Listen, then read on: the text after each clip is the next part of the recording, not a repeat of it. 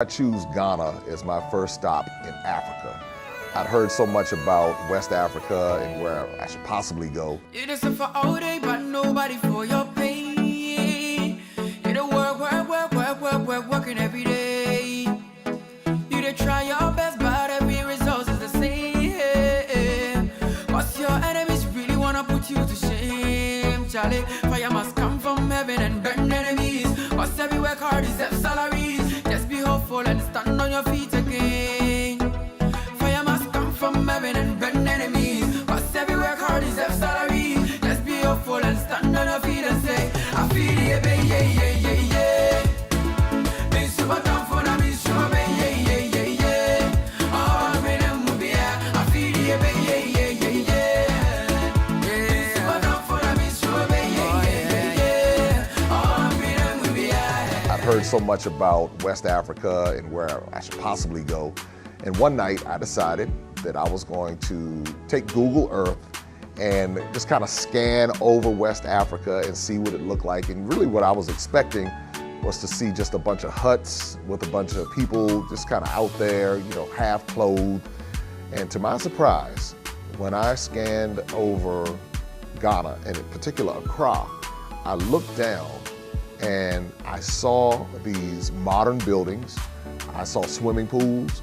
I saw highways, and in that instant, I knew that I had not been given the complete picture. And I decided that night that Accra, Ghana was going to be the first place that I visited when I went to Africa. The other thing that was interesting was when I scanned over on Google Earth and I looked at the slave castles. That was really profound because I could see that these slave castles actually existed. I heard about it, I saw it on TV, but when I actually laid my eyes on it, I said, wow, this is someplace I need to go first. Honestly, there were a lot of mental hurdles that I had to address when scheduling this trip. The way that I've been trained was to see Africa in a negative light. The other reality is that no one in my immediate family had ever been to Africa to my knowledge. And I'll never forget a time when there was a gentleman, he said, you owe it to yourself to go to Africa. And he made a really profound statement. He said, you have not lived as a black man in America until you have put your feet on African soil.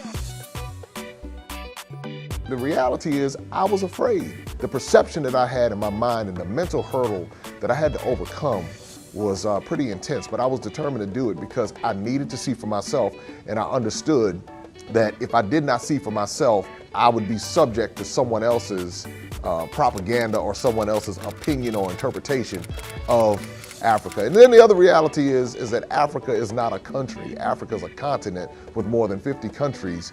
And so you have the sub-Saharan countries, and then you have the Saharan countries, and then of course you have the northern African countries. So it's a really large continent. Because we think of Africa as being just lions and elephants and hippos, there's so much more to it, and that's what I needed to see. Another hurdle that I had to overcome was the fear of getting all of these shots. I was told that if I go to Africa, I'm gonna need to get like 12 shots. I only needed to get one shot to go to Ghana, and that was the yellow fever shot. One shot. Needed to get my passport, needed to get my visa. That's not as difficult as what I thought. The other step was being able to find hotels that were comparable to what I was familiar with here in the States. My tour guide informed me about the cities that we were going to go to, so I was able to find upscale hotels in all of the cities just to keep it familiar, because I didn't know. So I wasn't trying to go someplace and end up sleeping outside somewhere.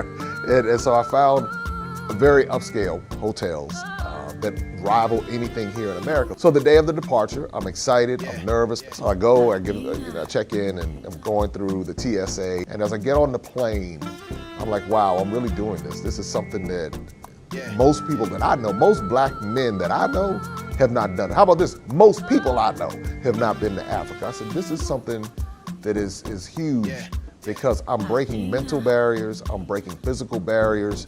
Did not know what I was going to experience, but I just had a really calm confidence. What I can tell you is that when I arrived and I could look out of the window and I could see African soil, I did feel a sense of accomplishment.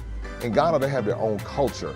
And so as their own culture and their own music, their own vibe, songs we would never even hear In the States, again, I've been misled. We take the first day, the tour, we go to see where W.E.B. Du Bois' museum and where he was buried. We were able to go to the market. And one of the most memorable moments of going to the market was when they gave me drum lessons. So I'm going through there and doing the drum lessons, but I needed to give them a drum lesson. And a drum lesson straight from the streets of DC, I needed to teach them a go-go beat. So as they were teaching me their beat, I took an attempt at teaching them some DC go-go, trying to get them in the pocket.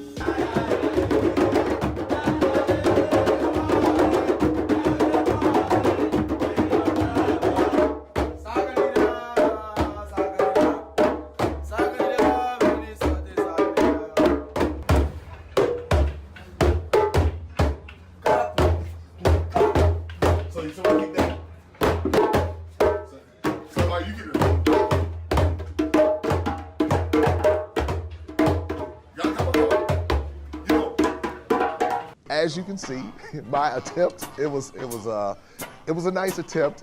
We almost got there because when you think about it, this is what it was supposed to sound like. All right. So you're right. Thank you so very much. Thank you. Thank you so very, very much, ladies and gentlemen. Now look here. But it don't mean a thing if it don't got to go swing. And that's what it ended up sounding like. But these gifted and talented artists, when you really see them working in that environment, you see how skilled they are as far as making the drums and making the different carvings. It was an experience to see, and everybody was just so chill. It was not like an environment, it was not a hostile environment at all. I mean, I'm still in contact with some of those guys today who were teaching me how to drum, to do the African drums. So I still got to get them right with the whole go-go thing. That's coming though, that's coming. One of the next stops was Abri Gardens, and this was north of Accra. And to go and see some of the trees that you only hear about. You hear about the shea butter tree. You hear about the nutmeg tree. But to actually go and to experience this and touch the leaves and to learn the history and to see the rich resources that are present. One of the most memorable parts at the Abri Gardens was this massive termite mound. And we went over and he knocked off a piece of it and began to explain about the termites, the Africanized termites. Is this an ant hill? It's termites. Termites? Yeah. That's cool. So you gonna get them all upset. These are ants. Yeah. These are. Oh, look at that. So if you blow away there, you see they will come more. These are different than the termites in America. These African termites. I was gonna say these are African termites. I don't think the ones in America eating the star fruit. I think they eat up houses. There was so much rich history in the Abri Gardens, or Abri Gardens. There were school children, there were palm trees, there were trees that were gifted by other countries. It was just so much to see. And again, it's one thing to see it on video, it's another thing to see it in person. The next day, we traveled to a city called Kumasi. But there are vendors everywhere. I think everybody in Ghana must be an entrepreneur. I mean, street vendors, everywhere you went. I enjoyed seeing that because I learned so much from that and how people survive and how people live. Then they had this massive market, unlike anything that I have ever seen in my life. It was massive, but I loved every minute of walking through and being among the people and just seeing Ghana life.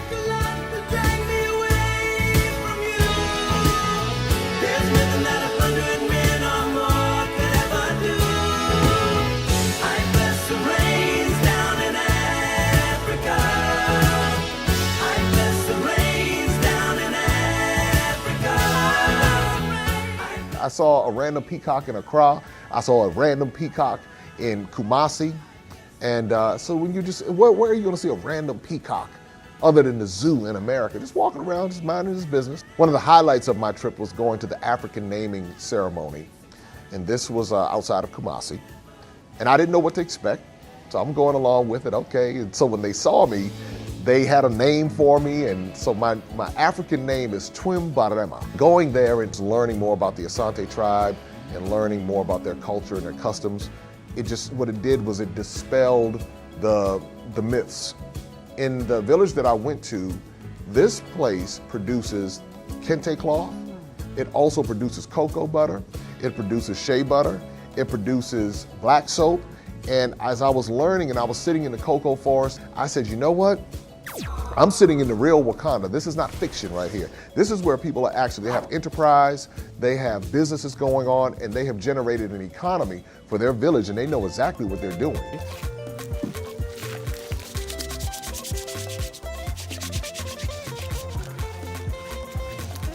This is original black soap and we manufacture them in this village. Then later on that night, we went to the nightlife and saw people sitting outside and eating and doing just like what we do here in America. The band was outside playing and I'm out there dancing and having a good time.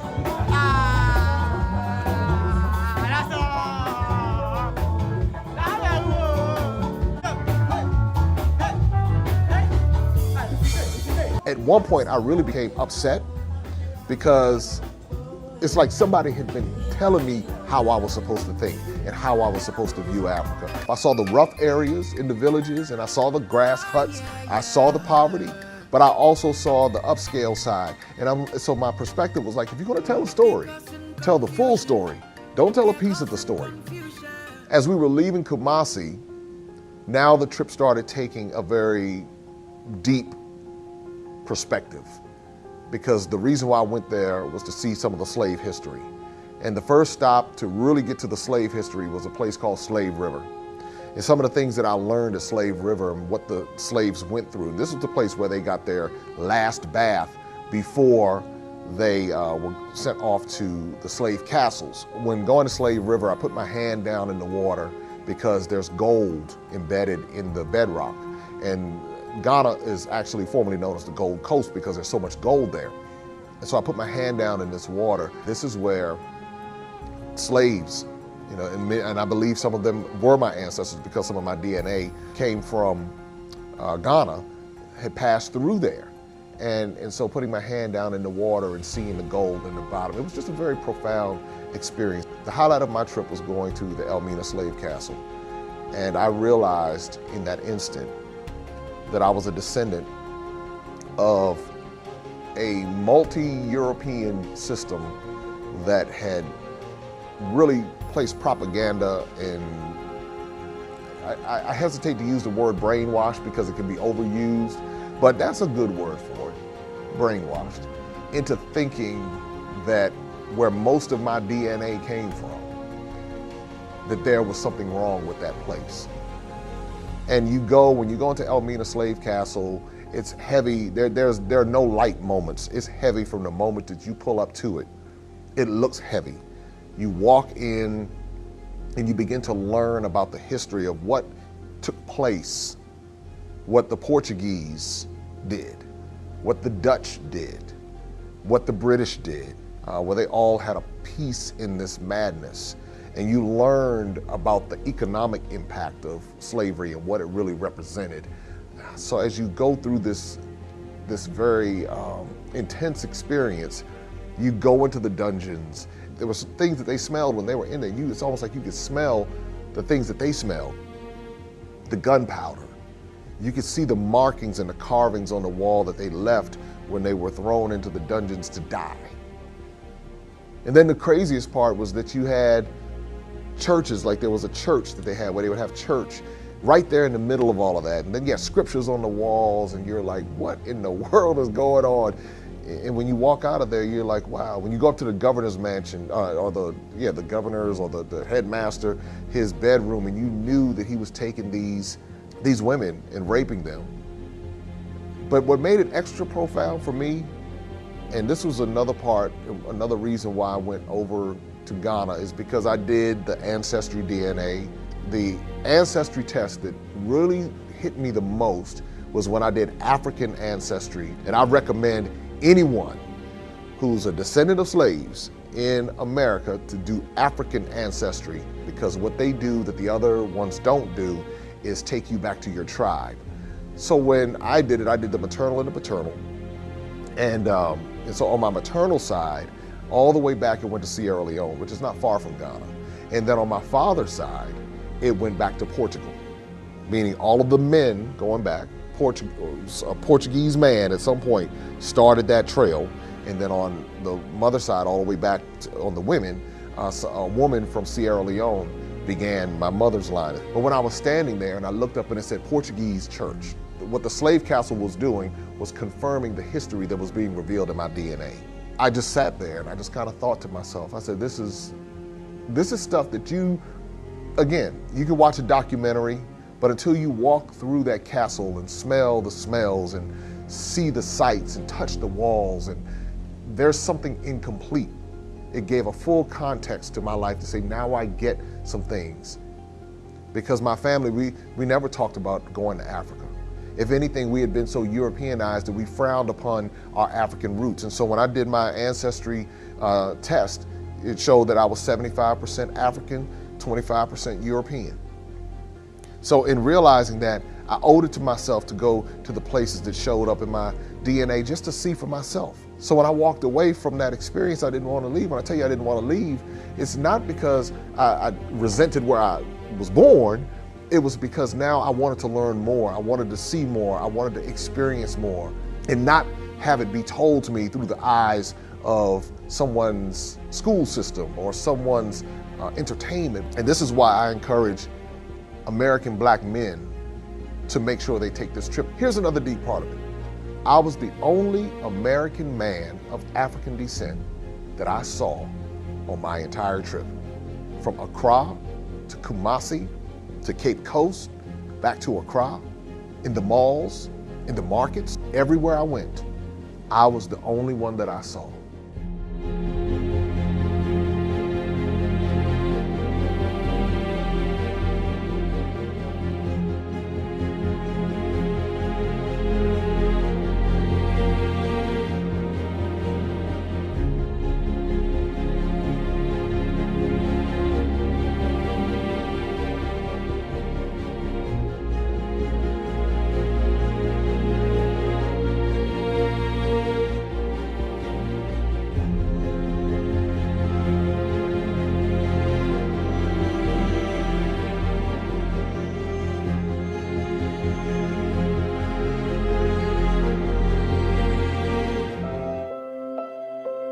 This is when my mind was blown, because when we were driving up, I saw these beaches. And when I saw the beaches, I was like, wait a minute, I'm still in Africa. And then we pull into the resort. I'm seeing these palm trees and these coconut trees. And I get there and I said, wow, who would have thought that this existed in Africa? Now, people who know it's there. But where I come from, we don't think about Africa being a vacation destination. We don't think about Africa being someplace that you would go and relax and want to stay. And I will tell you, it was so peaceful. And I stayed out on the beach until about 12:30 in the morning. And I just sat there and I said, I don't want to leave. I said, this is something that I'm glad that I've seen. Here's what I recommend, that everyone owes it to themselves to at least step foot on African soil once in their lives. I saw everyone there. I saw Caucasian families there with their children. I saw people from Asia. I saw Lebanese. I saw Indian. I saw Israeli. But I did not see any black men. A lot of sisters. I met a group of sisters. They were out there doing their thing, traveling, enjoying life. But I did not see men who looked like me. And I know that we're the ones who would benefit the most from it. So when I came back with a greater sense of responsibility to teach and to inspire. It's not an expense. It's an investment into your mind. It's an investment into being able to connect some dots, some family dots. It's an investment into you, because it will transform your life. It'll transform the way that you think. It will transform the way that you see Africa. And there are lots of business opportunities there as well. There's tremendous opportunities because it's developing. And because it's developing, this means that there are opportunities for you to get in on the ground level. My next journey is to climb Mount Kilimanjaro in Tanzania. But I want to go see that side of Africa too, because in that side of Africa, that's where you see the giraffes and the elephants and the lions, and I plan on going on a safari, because some of my DNA comes from that side of Africa as well. I want to go to Zanzibar Island, and I want to learn about the Arab slave trade, because everybody thinks that the Europeans were the only ones who were involved in the slave trade, but the Arabs were doing it as well, and they had dungeons and places where they would take the East Africans. And so I plan on going back to Ghana many times, and I plan on taking people back with me. So I want you to see the sights. I want you to experience the culture. I want you to stay in the hotels. I want you to go to Slave River. I want you to go to the castles, but I also want you to go to the resorts. I want you to taste the food. I want you to be in the environment and see it for yourself. I no longer have a bucket list. I have a do it now list. I encourage you to have a do it now list. So make that investment into your mind and into you.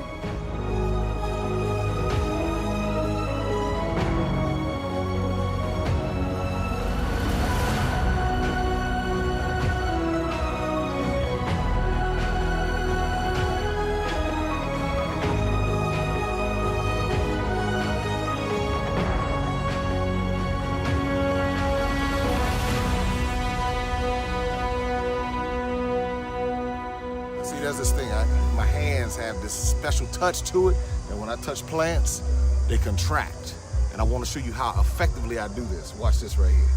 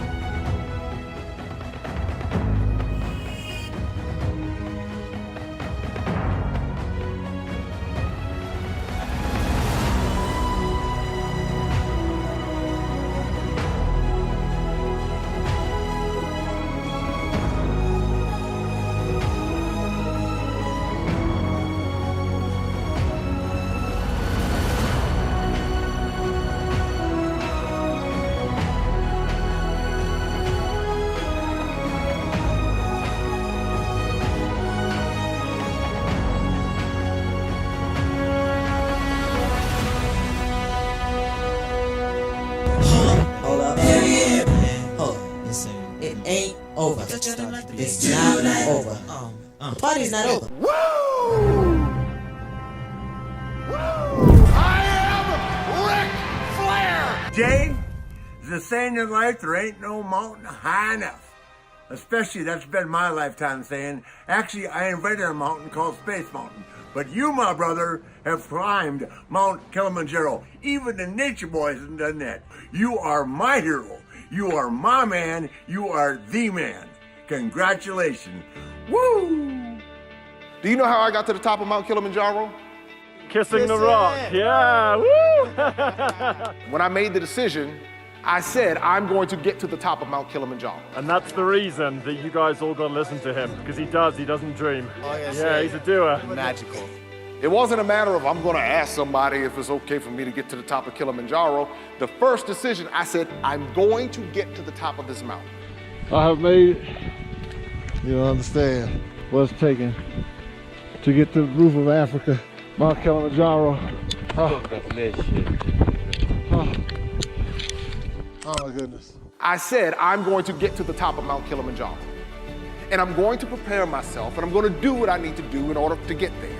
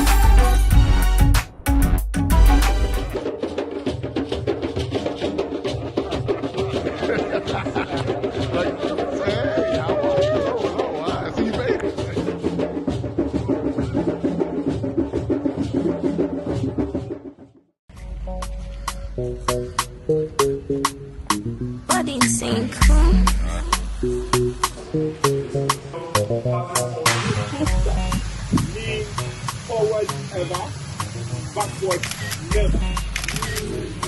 That's the political slogan of a party before.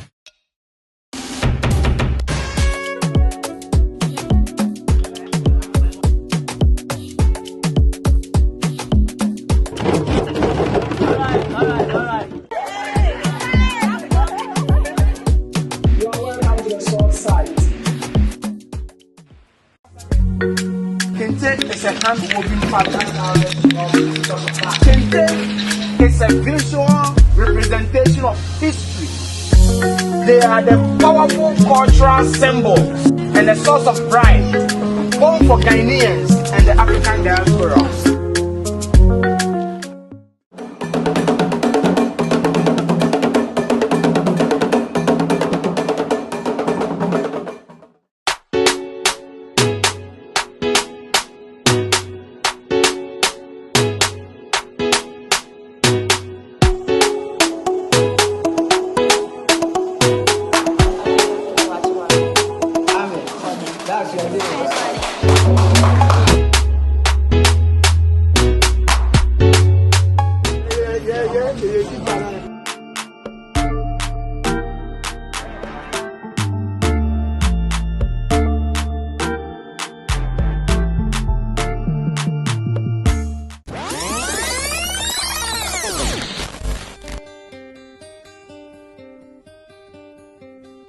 Ashe.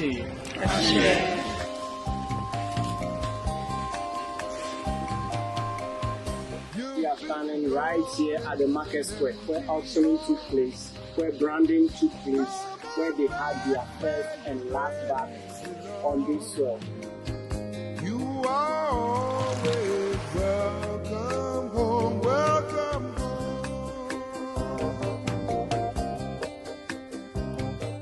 Some of this venue, British went to build a church. They said they were Christians. Portuguese occupied these slave dungeons. 110 years was used for slave trade. Those who tried to escape, for those fighting for their freedom. Today, we will call them freedom fighters. on this happy trip back to the promised land. Feel good. You see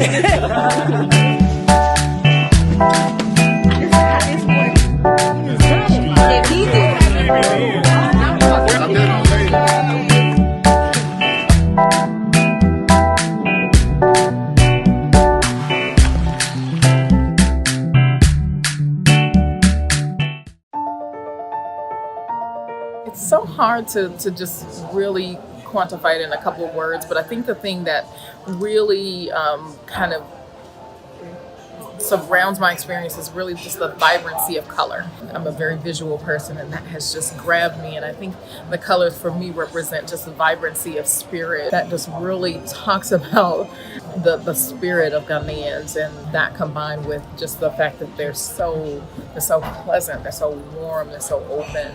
I learned a lot. I experienced a lot that I had read about in history, you know, as far as the slave trade and what have you. But to actually be able to set foot where our ancestors actually walked was an emotional journey, high and low. This was a wonderful experience. I'm glad I did it, because I said to myself when I heard about this tour, I said it's either going to be now or never. Well, it was a great experience here, just to see another part of the diaspora that we read about. We've seen videos, but to be here in person to experience the rich culture, to see the pride of the natives here in Ghana, was just something to behold. I'm taking away from this a new way of looking at the hustle. These people hustle out here. Yeah. I would say I share the same sentiments. It's been an experience of a lifetime being able to come home, and this being the year of return, 400 years after the first recorded forced arrival of Africans And it's very significant. And to be here and to experience our family, our native family, I should say, and the culture, to walk on this soil has just been really profound. In addition to being here with new family that we've traveled with, just the entire experience definitely is one to remember. So I just feel grateful. It's been very enjoyable. I got a chance to enjoy the country. People are wonderful. I saw a lot of folks that look like they're members of my family, and that's serious. I sent a picture with me and the chief that I was standing next to at the naming ceremony, and my cousin responded back that it looks like Timothy, who's another cousin of ours. It was very enjoyable and very enlightening, and I look forward to coming back. I will be back in a few years. I plan to actually bring my family back because I'm the messenger right now. So out of my generation, I'm the only one out of my family that has been to Africa. So I have to be the messenger for them to let them know that it's safe and that you're gonna be okay.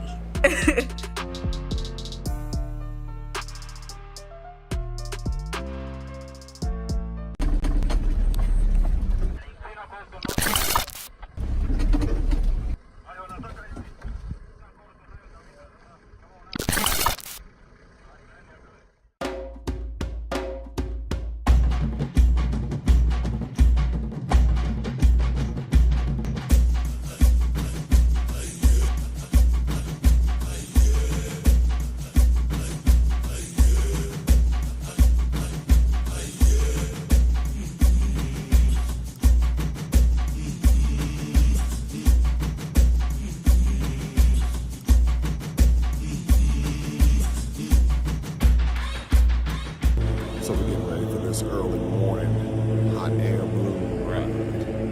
And so it's going to be quite interesting to say.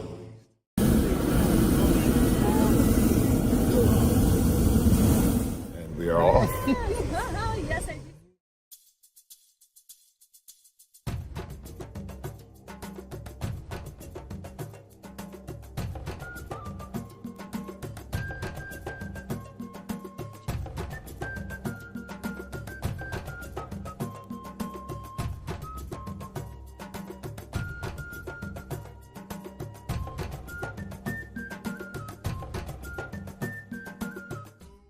Getting ready to land, getting ready to land. All right, are we ready? Yeah. Okay.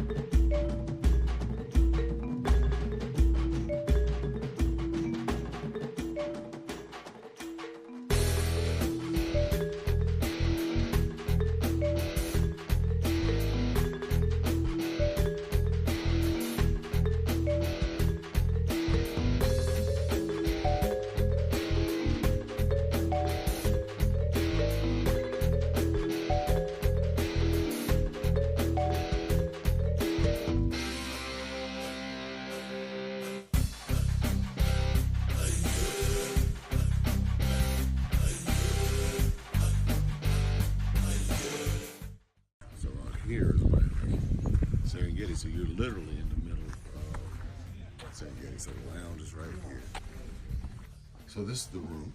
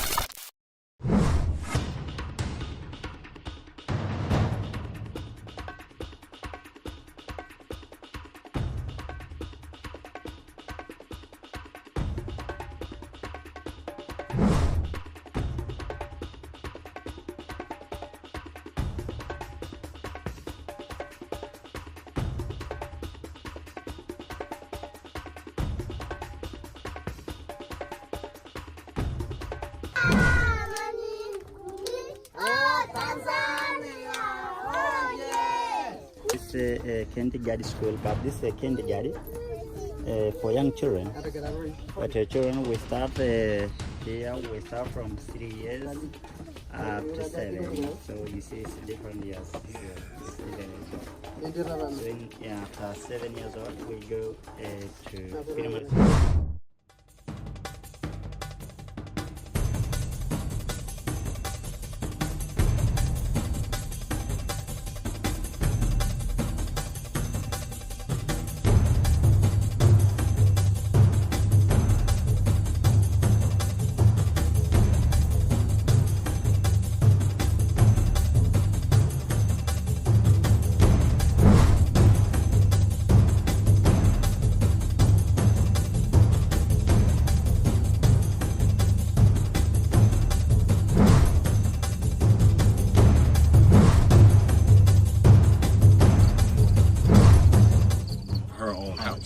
Understood. And her children. Yes.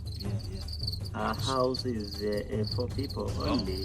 Okay. Yes, but my side you like a big family, but big family not enough for us inside. You need a bigger house. Yes. So when it rains, you just close that little latch. You have a skin from the car. We put that off.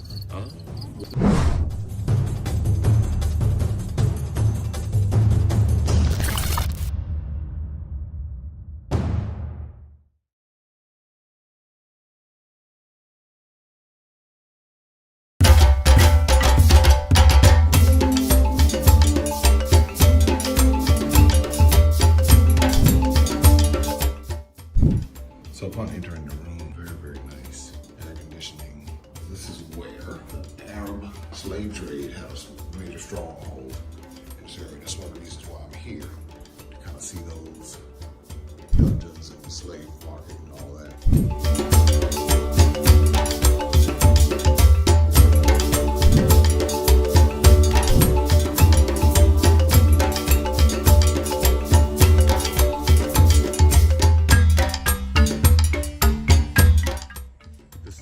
Tree with the thorns.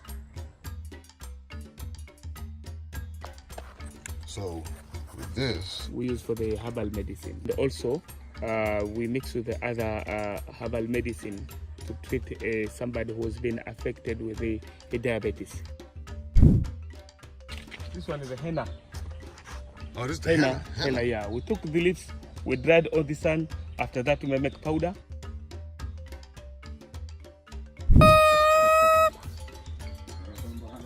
On a skin to make a local cream.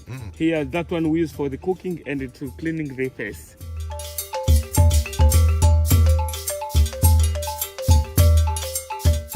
Lemon tree. We have big plantation of the coffee here, like Arabica. Oh, those are raw coffee beans. Lemongrass. Lemongrass. Mr. Coconut Climber, how to climb the coconut tree.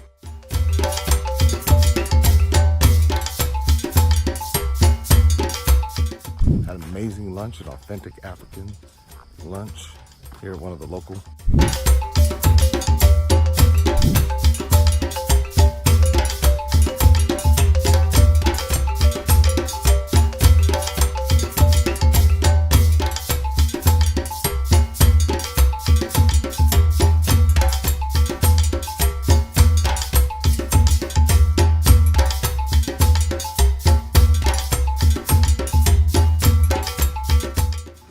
Look at that starfish, a real one, in person.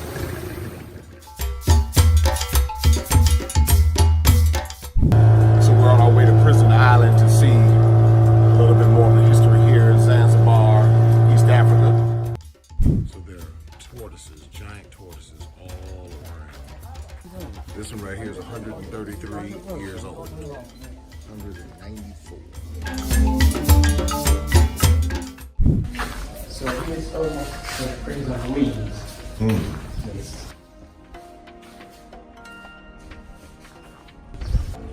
So here they would use every small harbor. They will anchor them from here, with their ships, the Arab traders, and then take a slave in from there islands and then shipping them abroad to Zanzibar there. This is very interesting because a lot of people don't get this side of it. They don't know that this door right here is the Arab door of no return.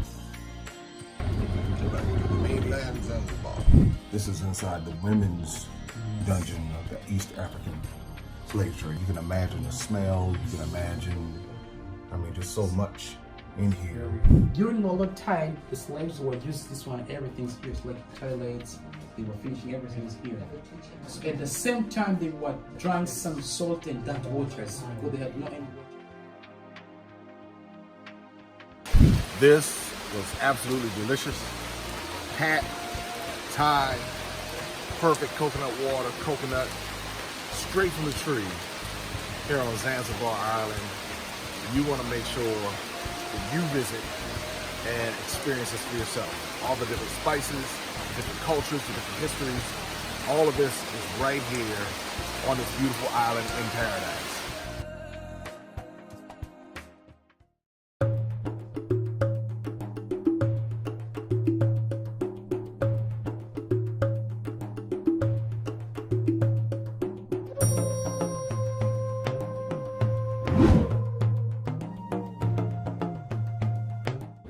Language called Geese. Geese means first. And this is the only language in Africa except Copts. This is the only language in Africa written, documented. We call it Geese. We do believe it's the first language. So, this is our number and calendar.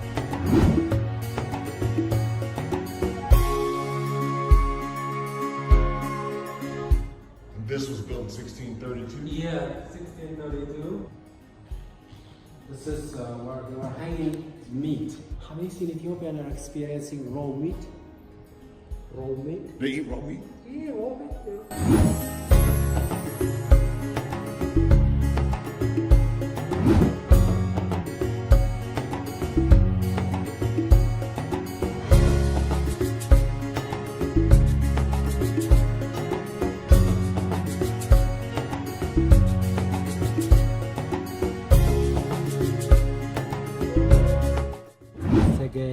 Sadiku. This man was called Johannes Sadiku because he freed the people from taxation.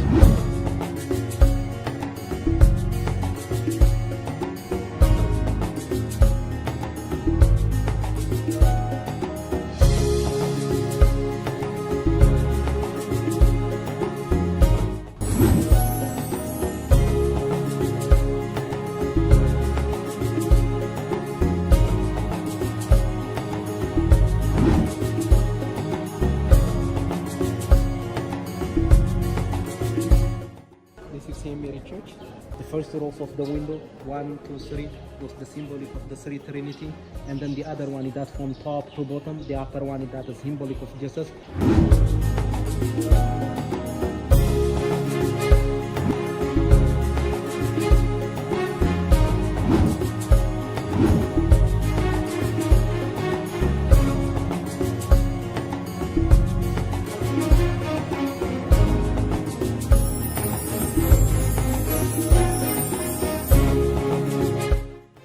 This is Ethiopian honey wine.